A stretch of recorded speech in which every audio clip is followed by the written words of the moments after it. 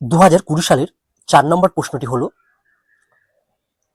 এ একটি বিন্দু দেওয়া আছে, বি একটি বিন্দু দেওয়া আছে, সি একটি বিন্দু দেওয়া আছে, অর্থাৎ তিনটি বিন্দু দেওয়া আছে। প্রমাণ করো যে ত্রিভুজ এবিসি একটি সমকোণী ত্রিভুজ অর্থাৎ রাইট অ্যাঙ্গেল ট্রায়াঙ্গেল তৈরি করে। এটা ভেক্টর পদ্ধতিতে দেখাতে হবে।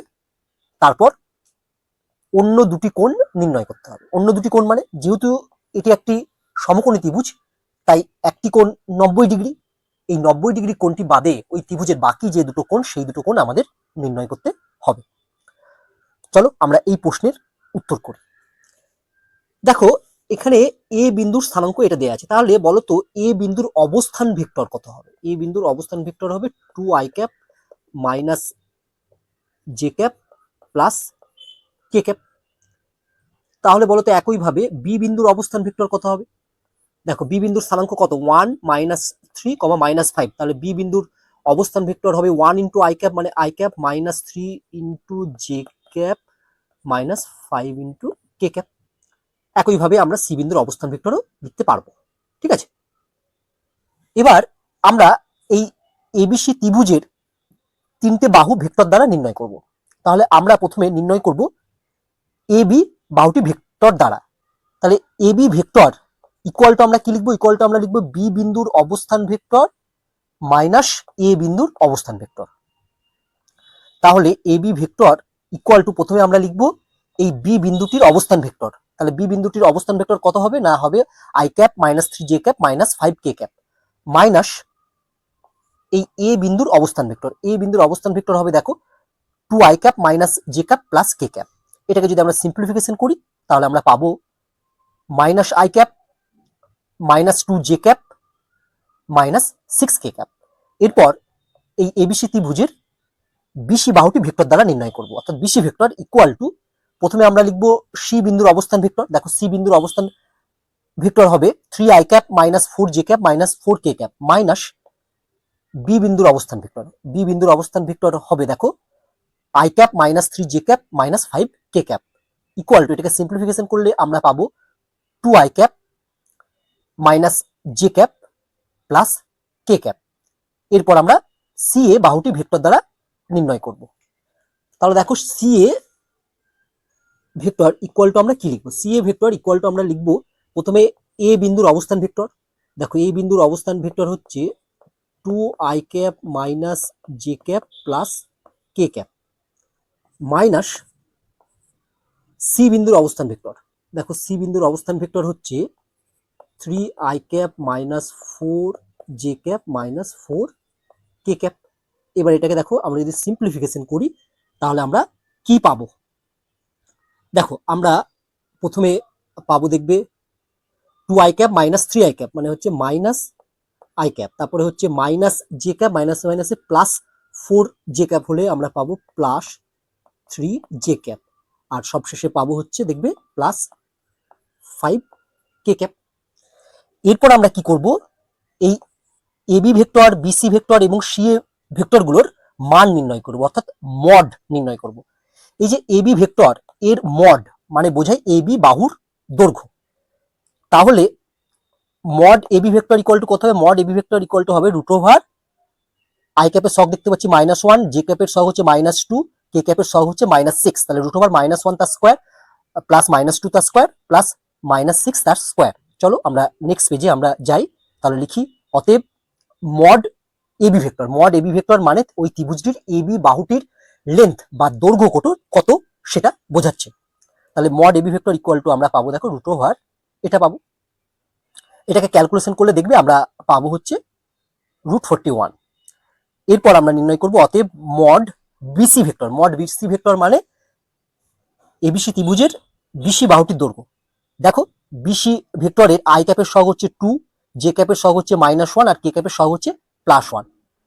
তাহলে mod BC vector equal to আমরা লিখতে পারবো রুট ওভার এটাকে ক্যালকুলেশন করলে আমরা লিখবো ইকুয়াল টু √6।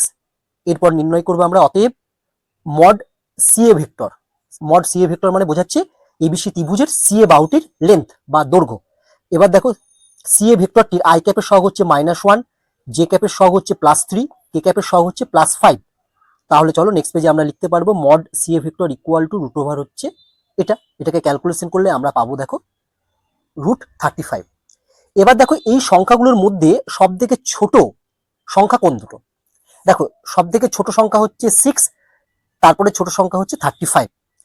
এই দুটো ছোট সংখ্যার বর্গের যোগফল প্রথমে লিখবো। তাহলে আমরা লিখছি অতএব √6 তার স্কোয়ার প্লাস √35 তার স্কোয়ার। দেখো √6 তার স্কোয়ার মানে 6 আর √35 তার স্কোয়ার মানে হচ্ছে 35। এই দুটো যোগ করলে আমরা পেলাম 41।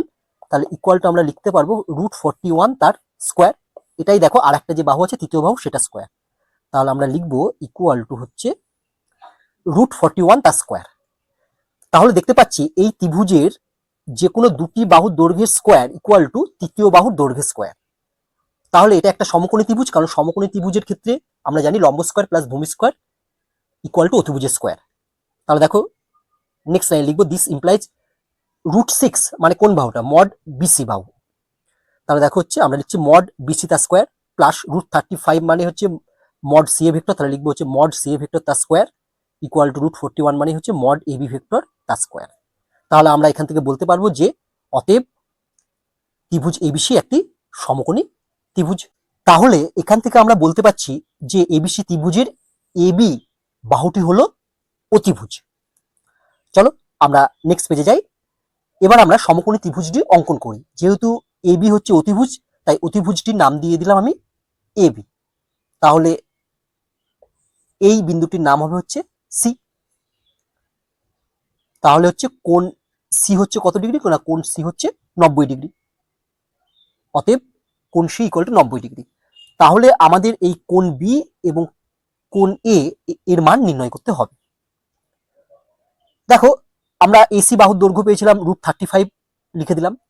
দেখো এখানে এসি বাহুর দৈর্ঘ্য এসি বা সিএ এই বাহুটার দৈর্ঘ্য হচ্ছে √35 সেটা লিখে দিলাম। বিসি বাহুর দৈর্ঘ্য দেখো পেয়েছি √6 আর অতিভুজের দৈর্ঘ্য পেয়েছি √41।